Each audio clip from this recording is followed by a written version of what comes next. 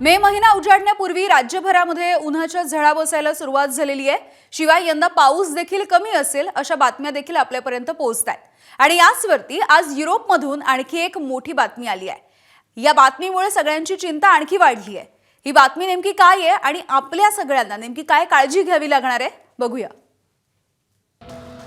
आपल्या देशाने आजवर अनेक दुष्काळ अनुभवले असले तरी ही 2 वर्ष सर्वात बिकट होती। 1877 साली झालेल्या महादुष्काळाने देशभरात सुमारे 5 लाख लोक मृत्युमुखी पडले होते। 11 वर्षांपूर्वीची दुष्काळी परिस्थिती विशेषतः मराठवाड्याच्या स्मरणात असेल।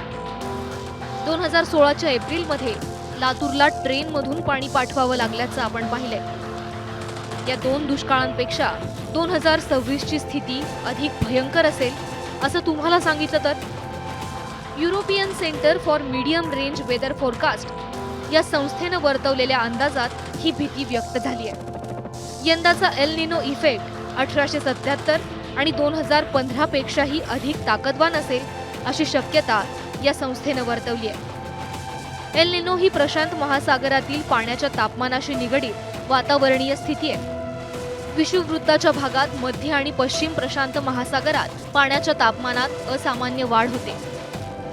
त्यामुळे मोसमी वारे कमकुवत होतात आणि परिणामी भारतीय उपखंडात पावसाचं प्रमाण घटतं। साधारणतः तर 2 ते 7 वर्षांनी एल निनो सक्रिय होतो आणि त्याचं प्रमाण कमी जास्त असतं। समुद्रपृष्ठाचं तापमान वाढून प्रशांत महासागरामध्ये एल निनोची स्थिती तयार झाल्यानंतर वातावरणामध्येही मोठे बदल घडून येतात आणि या तापलेल्या वातावरणामुळे जगभरामध्ये त्याचे परिणाम दिसून येतात। त्यामुळे एल निनो जेव्हा येतो तर त्या भारताच्या वेगवेगळ्या प्रदेशांमध्ये आपल्याला स्थिती वेगवेगळी असल्याचं दिसून येतं। पण सर्वसाधारणपणे देशाच्या बहुतांश भागामध्ये पाऊस कमी झाल्यामुळे पाण्याची टंचाई निर्माण होते, कृषी उत्पन्नावर त्याचा थेट परिणाम होतो आणि या दुसऱ्या वर्षी एल निनोच्या पाठोपाठ येणाऱ्या वर्षी देशाच्या अर्थव्यवस्थेवरही त्याचा परिणाम झाल्याची याच्या आधी उदाहरणं आहेत। यंदा एल निनो अधिक प्रभावी असल्यामुळे भारतात दुष्काळ सदृश्य परिस्थिती निर्माण होण्याची भीती वर्तवली जाते। मध्य आणि उत्तर भारतात पावसाचं प्रमाण कमी राहील। कमी पावसामुळे उष्णतांच्या लाटांचा प्रभाव आणि परिणाम वाढला जाऊ शकतो। याचा थेट परिणाम खरीप पिकांवर होऊ शकतो। त्यासोबतच याचा परिणाम म्हणजेच निनोचा परिणाम हा रब्बी हंगामावर सुद्धा होऊ शकतो। याआधी 2 संस्थांनी एल निनो अधिक सक्रिय राहील असा अंदाज वर्तवला होता। मात्र युरोपियन सेंटरच्या ताज्या अंदाजानुसार परिस्थिती अधिक बिकट असेल असं दिसतंय। अशा वेळी संभाव्य दुष्काळी परिस्थितीचा सामना करण्यासाठी सरकारनं पावलं टाकायला सुरुवात केली आहे। एबीपी माझाच्या माझा महाराष्ट्र माझं विजन या कार्यक्रमात मुख्यमंत्री देवेंद्र फडणवीस यांनीही यावर उपाययोजना करत असल्याची ग्वाही दिली। आताचं जे काही एल निनोचं या ठिकाणी स्ट्रक्चर बनत आहे ते 120 वर्षातलं सगळ्यात स्ट्रॉंग एल निनो 61% अशा प्रकारचा एल निनो येतोय। त्यामुळे निश्चित त्याची तयारी आपल्याला करावी लागेल। म्हणून मी बजेटमध्ये देखील हा विषय मांडला।